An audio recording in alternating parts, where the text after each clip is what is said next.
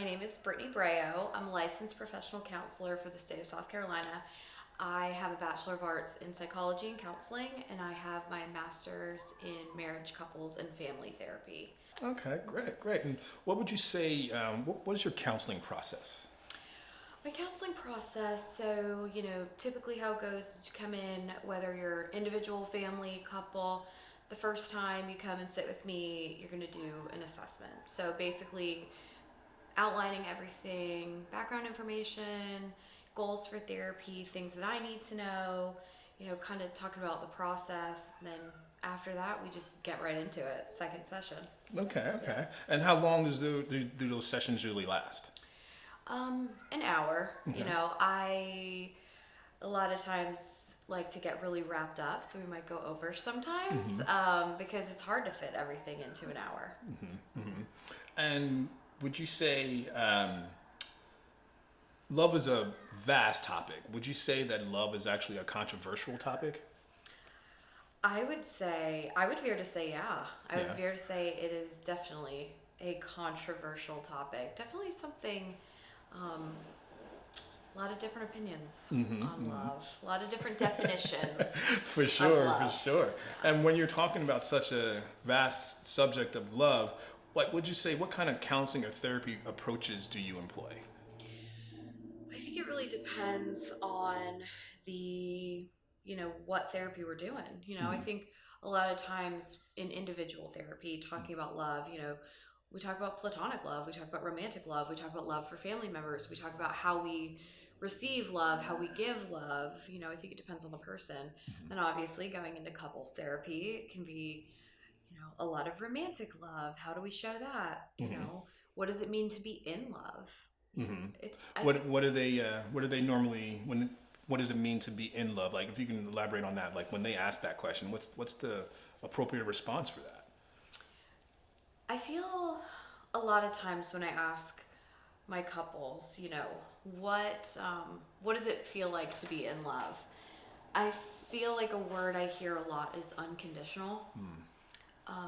Love should be unconditional. I know that might be controversial, but I think love should be given unconditionally. I think before just looking at the basic human being, everybody, regardless of who they are, what they've done in their life, deserves unconditional love. I feel like with couples, I hear a lot of times it's support is a word that's thrown around. Butterflies, sparks, all that romantic stuff, which, people might be like, ugh, but it's true. There's truth to it, Yeah. Love is so broad. I hear a lot of people today saying, like you said, the words. The one word that comes to mind for me that I hear a lot is vibe. Like, I want someone to match my vibe. What are they saying when they say that? It's like I want somebody to match my energy. Like you think of, if I'm the type of person that likes to go out and have a good time, I might want somebody who wants that same thing to like go out with me and like, be the life of the party. That might be something that you want. But then again, you might want somebody who compliments you. Love might be, I'm an extrovert and, my partner's an introvert. And we work so well because we balance each other out. And that balance when they balance each other out, would you say that is like one of the most important things in the relationship? Or because like sometimes, like you said, they can be someone that wants you to match their vibe and match their energy and be the life with that, like the same as they are, and then sometimes you want to be the opposite person. Would you say that balance is absolutely necessary in both those instances, or would it be less in one or the other? I feel like it's always important to compliment the person that you're with. And I don't mean compliment like, oh, you look gorgeous today. That's important too. But I mean like complimenting somebody's energy and efforts, I think a lot of times in relationships, there are going to be days where you might be activating on like a 45%, right? Because having a day, right? Then it's super important for your partner to balance that out, I think love is saying, oh, my partner is struggling today. Let me let me put more energy in to compensate for that. You know, And that's a very important thing that you said right there. Being able to recognize those signs of when they actually need that actual love. Because I mean, of course, love is like can go so deep, and we're not always into that Disney love. You know, sometimes it's just I love you, but I don't have that time or the energy to give you at this very moment. So when they get into trouble, like with stuff like that, what do you tell couples that find themselves pulling away from that? What you just said, like I need to that connection, that knowing what their partner needs. I feel like communication is key.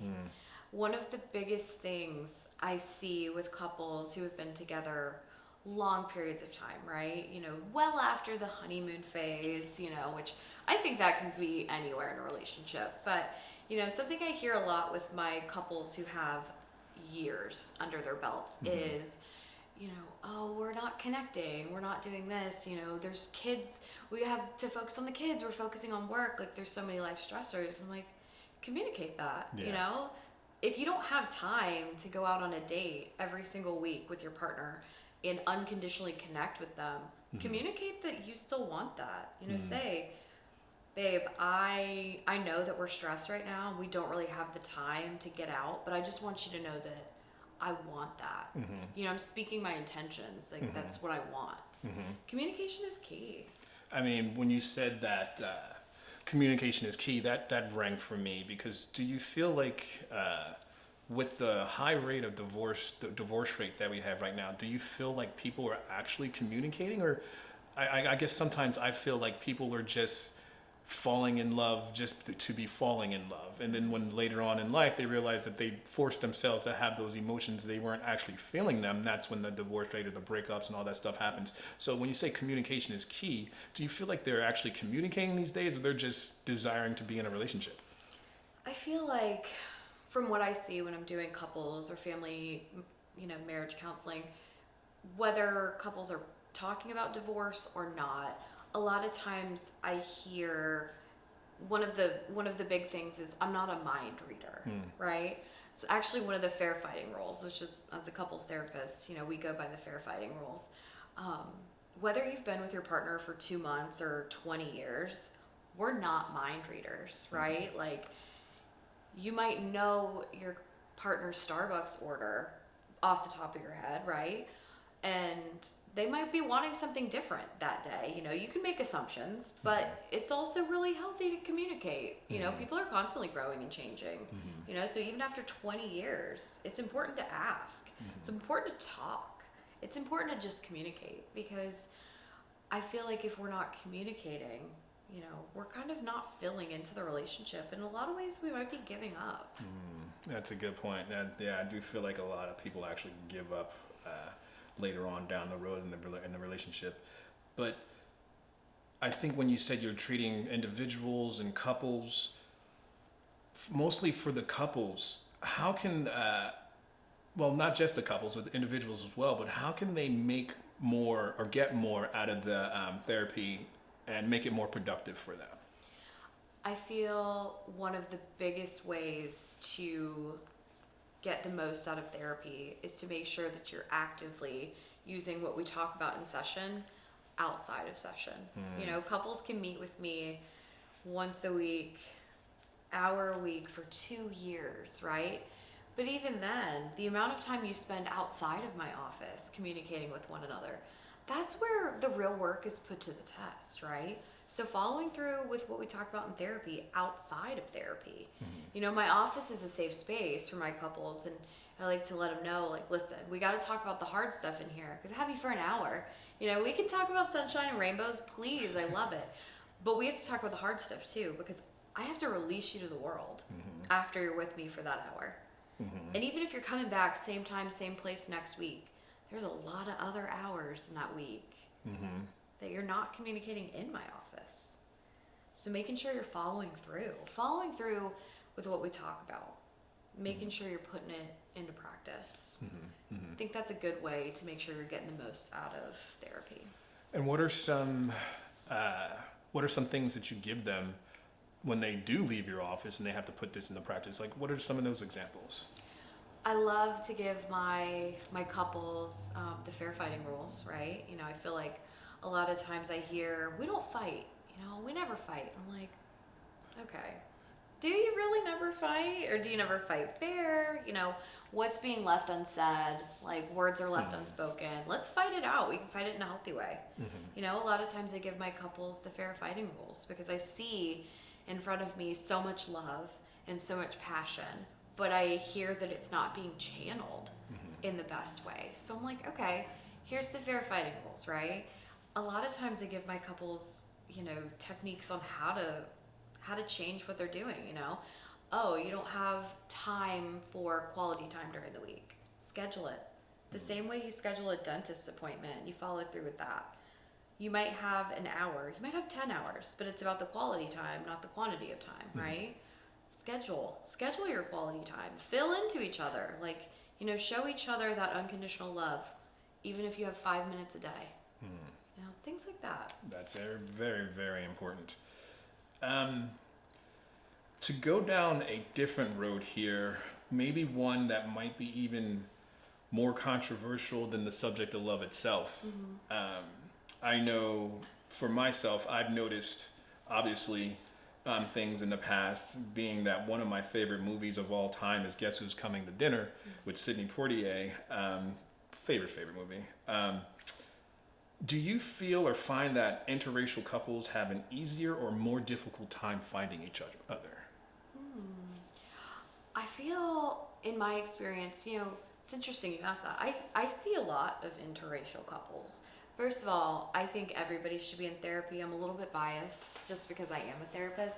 But I love that a vast majority of the couples I see are interracial couples, which I think is awesome. Not to say that interracial couples are more problematic. I just love that they are seeking out therapy, you know, because there's still a little bit of a taboo behind therapy. Do you feel like they need to seek out the therapy? Like you said, there's a little bit more of a taboo. Do you feel like they need to seek out the more therapy to handle what's going on, or how society looks back at them and treats them because they're an interracial couple? I would say it definitely benefits. I mean, it definitely benefits to utilize therapy as a safe space to, you know, express that energy. You know, society still does have a stigma on interracial couples, whether or not we choose to accept that it does have a stigma. So I feel like using therapy as a space to, you know, a safe space to just be unconditionally yourself in an interracial couple, I think that's super healthy. You know, there's a lot of family influence as well on interracial couples. I hear a lot of stories. So I think using therapy as a space to learn ways of communicating and, you know, discussing those issues, you know, to be able to be assertive outside of therapy and, you know, stand up for yourself. Right. Really important. Do you feel, or do you find that interracial couples, or even take it a little further, the LGBTQ couples, do you feel like they have more challenges than same race or heterosexual couples? I definitely think every couple has issues, right? Every couple, no couple is just exempt from issues. But definitely when it comes to societal influence, I feel like interracial couples, LGBTQIA+ couples definitely face a lot more issues just because of the pressures of society. Like what are some of those pressures some of those issues that you feel they're having? What are some of those issues? I feel, well, you know, parenting is one. Parenting is a big one, especially for, you know, families, couples that adopt children. You know, there's laws and things like that changing or constantly under scrutiny. You know, marriage itself, a lot of times there's constantly the underlying fear that marriages might not be viewed as valid, or, you know, in some cases might not be able to marry your partner because of your lifestyle. There's, you know, that pressure of the political aspect. I was going to say, with the political aspect and the laws that they're creating to keep those couples apart, if you will. I mean, you take the interracial couples, there was once a time when it was a law that they couldn't be together, you know? So of course, you know, in the 60s, they did a lot of changes in that, and 70s as well, but they didn't really make any leeway for the LGBT couples until really recently. Yeah. So do you feel like with the trials and tribulations that they've had trying to be together, if you will, is that a hurdle that will keep them apart or cause a strife within their relationship simply because society doesn't recognize them? I feel like it can. I definitely feel like it can cause some strife. You know, a lot of times I hear people maybe on the other side of things say, well, LGBTQIA plus couples can get married, right? They can. Interracial couples can get married. Like they can do it. There's no laws technically against it right now. And I understand that. However, there has never, ever been a law against a white man marrying a white woman, right? Ever. It's never even come into question. It's never been like a political hot topic or discussion. So even just the idea that there have been laws against it in the past for LGBTQIA plus couples and interracial couples, even just the idea that there have been laws against it in the past can cause strife because there's still an overwhelming stigma against couples that don't look like the typical white man and white woman. Yeah, it's crazy. We live in a great country, but we are not perfect. So to take that off of that topic there a little bit, just basic, what makes a relationship healthy? Like what can take two people, same sex, LGBTQ, whatever happens, two people that find each other, they're interested in each other, they have feelings for each other, and they go down the road and they turn like into love. What is going to keep and make that relationship healthy? Something that I think makes a relationship super healthy is outlining your expectations and going for those. Relationships look so different. You can line up two people that might look exactly the same and break their relationship down and they can look completely different. I feel like a relationship is a set of, I don't want to say rules, but like a set of like expectations and, you know, roles and how we fill into those. So I feel like knowing what you want in the relationship, what your partner wants in the relationship or partners want in the relationship, and working towards that. You know, I know a lot of couples who, you know, live the typical gender roles, you know, where the husband goes to work and provides, wife stays home and cares for the children, and that completely works for them. It's something that they've set up from the beginning and they're thriving. They love that, you know. I know couples who might look at that relationship and be like, oh, absolutely not. We could never do that. And that's fine too.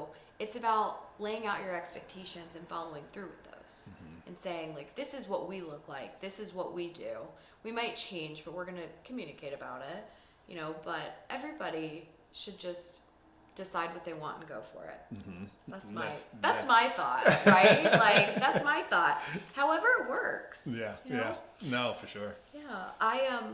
My older sibling identifies as non-binary and asexual. My sister-in-law identifies as cisgender female and she is asexual. Asexual meaning, you know, there is not a sexual, physical relationship aspect to their marriage, you know. However, I describe them as like platonic soulmates. They're beautiful.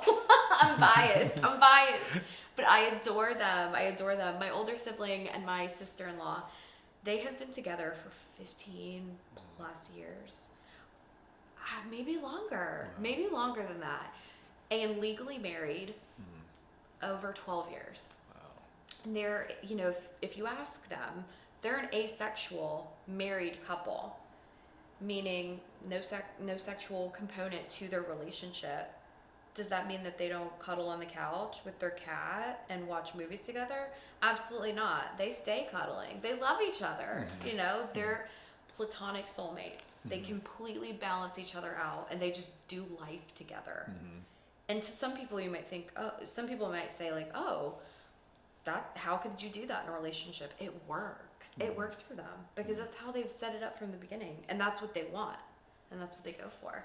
With sex being such a hot topic, if you will, when it comes to a relationship, whether it's same sex or heterosexual, and it being, for the most part, in most relationships, one of the most important components of the relationship, because you have infidelity that happens so often.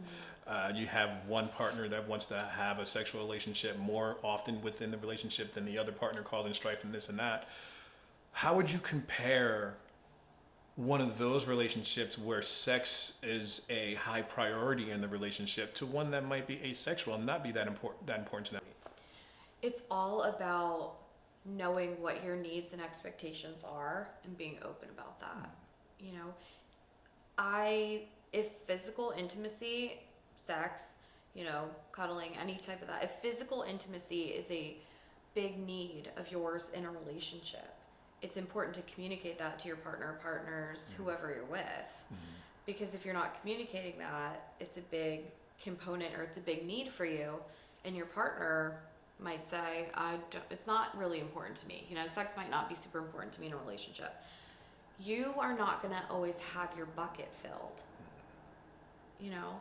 And then on the other hand, if your partner is communicating to you like, hey, sex is not a huge need or desire for me in a relationship, and, you know, their partner is constantly pushing for it, they're not having their bucket filled. And it's really important. You know, you're not always going to be on the same page, but to just communicate and say like, okay, this is how I'm feeling and this is how I'm feeling. How can we meet in the middle? You know? And would you say there's like an instant gratification need in relationships these days? Like, I feel like a lot of relationships today are off and on, or they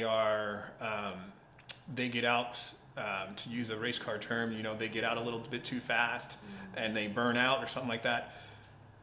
I feel like maybe they've been looking for instant gratification where they're going to start dating someone within a week, have that perfect relationship that lasted, like you said, 15 years and then been married, so happily married. Do you feel like it's causing a problem, a hurdle with people or couples or in the dating world today?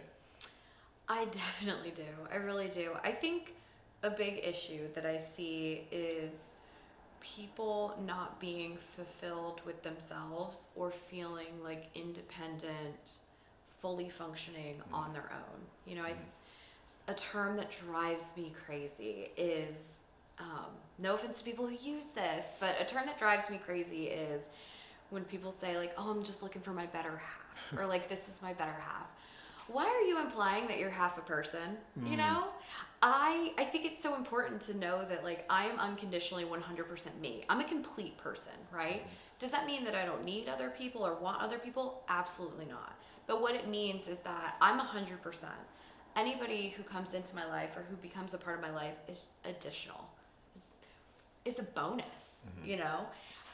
So I definitely think that instant gratification is problematic. Just, you know, one of our most basic human needs is love and connection. One of the most basic needs. We need that so much, right?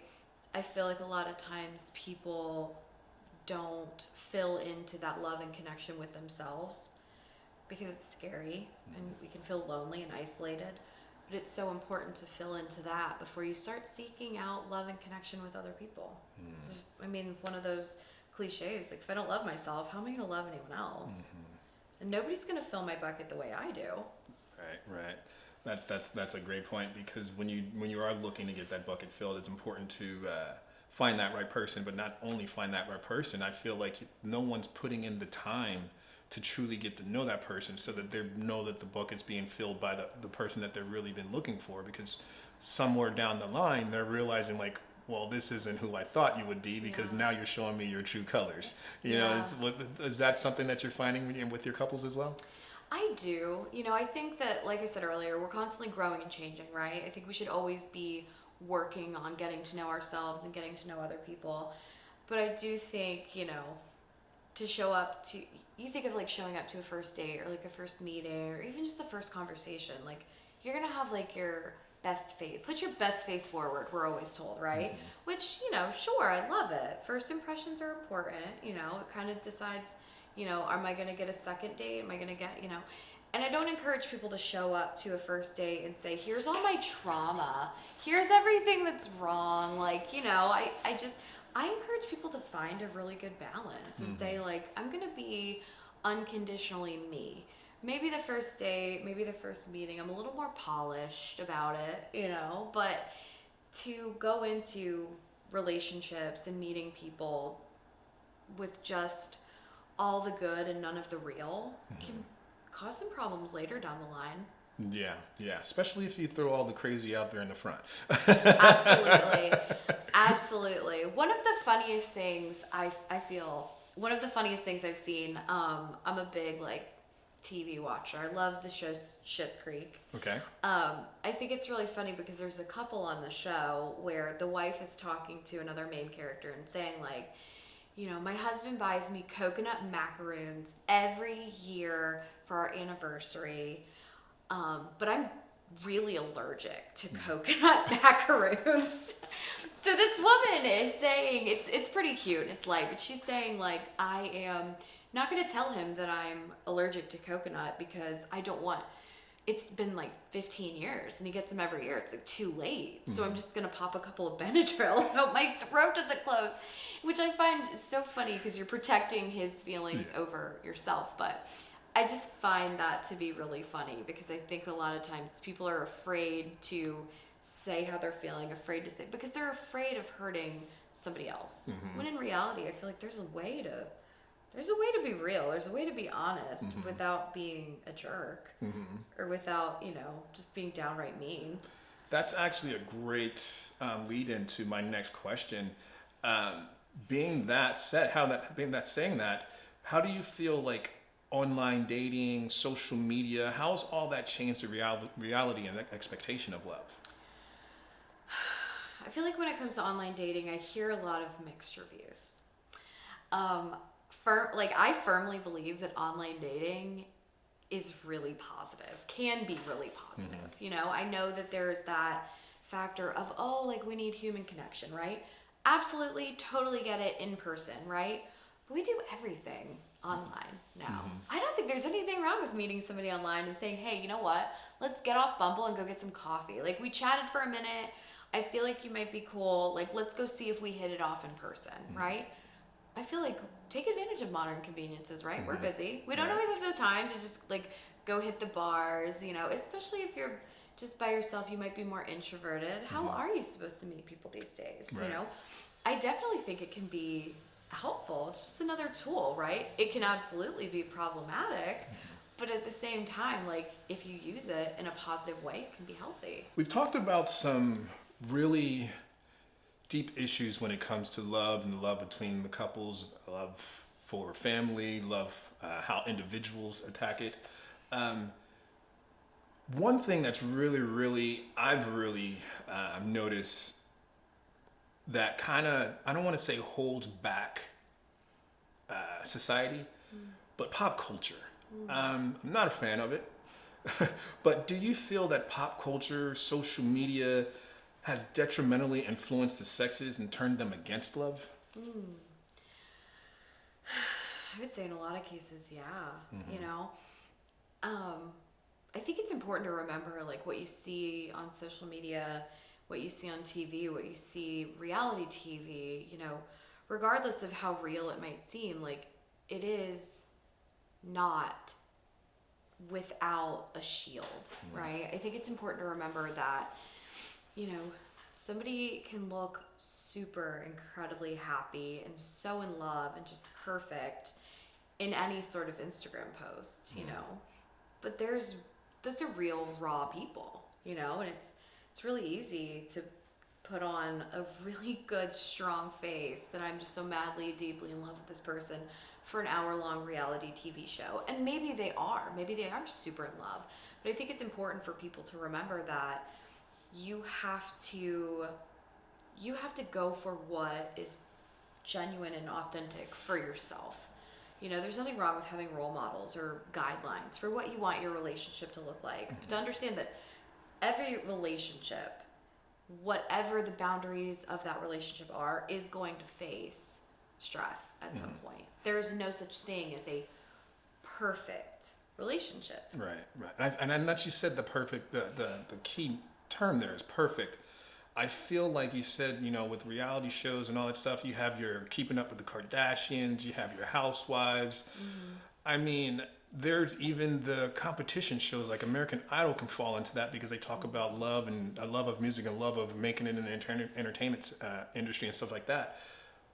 But like you said, is there or can there ever really truthfully be a perfect relationship, or are we all just striving to be perfect? I feel like it depends on how you define perfect, right? I would kind of define perfect as not without imperfections, right? Like, if I'm doing my best, that's all I can do. Nobody can expect more, right? And I'm not without flaws. Nobody is without flaws, right? But when there's unconditional love, you're saying, I don't just accept like you on your good days. It's the good, the bad, and everything in between. It's not saying that, yeah, I'm going to put up with, mistreatment and all of that. But it's saying, like, I love you enough to know that you're having a day. We're going to talk about it. We're going to either move forward from it or not. I think that's super important. Very, very. Like you said, going back to what you said, all about communication. Absolutely. That is the key. It seems to me that's something that couples aren't doing today, really, honestly, is communicating. And I feel like that is something that is really, truthfully, that's robbing them of that perfect relationship that they're seeking to have, would you say? I feel like it's important to not be afraid to communicate, and whether that's saying, Because they feel like if they don't communicate in a proper way, they're not going to be accepted by this other person. Would you say? Oh, absolutely. But if I'm having to hold back, like, my true thoughts and feelings, and that to me is insecure enough. Like, you should be having like secure enough attachments to the people that you're truly in love with, or you feel true love for, to be able to say like, hey, this is how I'm genuinely feeling. Would you say that when they aren't able to do that, would you say that has a lot to do with their past relationships or past hurt or pain that they're still harboring for someone else? I think so. A lot of times. It's like my previous partner might have, been really critical of me sharing how I feel and like my thoughts and whatnot. So then in a new relationship, you might be afraid to share that because of the past criticism, right? But then I also know people who take it the complete opposite. Hey, I wasn't able to say what I wanted to say in this past relationship, so now I'm going to bust the door wide open in this new one because, I have to do something differently. You got to change for the better. Yeah, absolutely. Change for the better. And then to also say like, I put my needs on hold and I can't do that anymore moving forward. It's important to be open and be honest and be genuine. And that's a great point there what you said there, putting your own needs on hold. So would you say like when people have been putting their needs on hold and then they come into a new relationship, would there be any harboring any ill will or hard feelings against this new person that really isn't due for that person? They're just harboring these old feelings, and maybe they got into a new relationship a little too soon because they're still feeling something from the past. One of the main reasons I think everybody should be in therapy, right? Like to move into a new relationship and punish your current partner for behaviors of your previous partner, it's kind of unfair, right? It's not fair to punish this new person who has like a blank slate for your past trauma. Your trauma is valid, absolutely. All of your past experiences are super valid and important, and I'm not saying just leave those at the door, right? I'm saying work those out in therapy, get to a good place, even if it's not in therapy, work those out. So where you say like, these are my experiences and I accept these, but I'm not going to let them dictate my future. I'm not going to let my past hurt dictate how I accept and give love moving forward, because you're not there anymore. You're not there anymore. Yeah, I totally agree. And with all that, what are some of the reasons you feel why we have so many divorces and couples breaking up these days? I have mixed feelings on, the divorce rate. I'm not oblivious to the fact that it's high, right? I do think there's so many different factors that play into that. I feel like a lot of it is, maybe people giving up, not wanting to go to therapy, try to work it out. Maybe people getting married too early, too young, married for a whole bunch of different reasons. On the other hand, though, I also feel like the divorce rate could be very high because we've decided that we're not going to accept less than what we deserve or what we want. I have a lot of couples that I see who have been married for years, even individuals, been married for years and years and years. Married for 20 years, decide hey, we're going to pursue a divorce. It's not because, we're just giving up and saying we're done, but it's because we've tried everything and I'd rather live out the rest of our lives happy with ourselves, happy with somebody else than arguing with each other every day. It's not to say that these 20 years weren't a beautiful life we created together, but to say, this has run its course. And yeah, absolutely, it's sad. Any ending of a relationship is sad, but I think it's really beautiful that people decide, I love this person and I gave them everything I have, but now it's time for me to love myself a little bit more. No, for sure. You definitely have to spend that time on yourself before you can spend it on anyone else, I believe. With that being said, though, is there a magic recipe to having a long-lasting relationship? Because I see some couples that just do it seamlessly. It's just easy for them. It's for me, it seems like they're one of the few couples that took the time to get to know each other, become best friends, because so many of these people say, I want to find my best friend. Like you said, I want to find my person, my best friend. But it seems to me the only couples that last, that seem to have that magic recipe, or those couples that last, are the ones that took the time to actually get to know each other. Absolutely. I feel like in my experience of the couples I've seen who have lasted a really long time are the ones who have said we're going to do things differently. We're going to do things the way we want to. Maybe that's going against the grain. Maybe that's, we're moving in together before we get married. To one of those, I'm from the South, that's one of those, oh, don't move in together unless you're married. Couples that say, no, we're gonna do this. We're gonna pursue this. We're gonna try long distance for some time. We're gonna hold off on having children. We're gonna date. We're gonna do, once again, all of these things are personal to the couple and specific to the couple. But I feel like the most successful relationships I've seen are the ones who say, okay, there's societal expectations, and there's a general rule book, but we're going to create our own rule book, and we're going to communicate when the rules might seem unfair. But we're making this for ourselves because it's not about having the relationship that we see on TV or that our parents had or that, our neighbors next door have. It's about us and it's about what we want. I feel like those are the most successful, long-lasting relationships. Yeah, for sure. We definitely have so many couples that they date, they get married, they last a couple years, they get divorced. Then you got our parents' generation, the generation before us, that they were married for 40, 50 years, no matter what, divorce is off the table because we don't believe in that or we don't do that. Our generation doesn't do that. We got married, we're sticking together. What do you say, for humanity's sake, what do you think needs to happen for the majority of these couples, instead of divorce rate being so high, for the majority of these couples to be successful in their relationships, instead of getting together for a decade or two, having children, splitting up, then taking a toll on the children themselves, and all that mean cycle that we're going through right now for the last few decades? For humanity's sake, what needs to happen so that we can get rid of the stigma of, breaking up and all the faux pas of the social medias and stuff like that? What needs to happen for more relationships to be successful? For humanity's sake, I think we need to love ourselves above everything. We need to love ourselves first and foremost. And we need to be 100% complete people. I'm not saying 100% complete, I'm not constantly working on myself, but go into a relationships, friendships, whatnot, because you want to, not because you need to, because you want that. You know, decide what you want and go for it. That's going to change, but communicate about it. For humanity's sake, communicate. Love yourself above everything.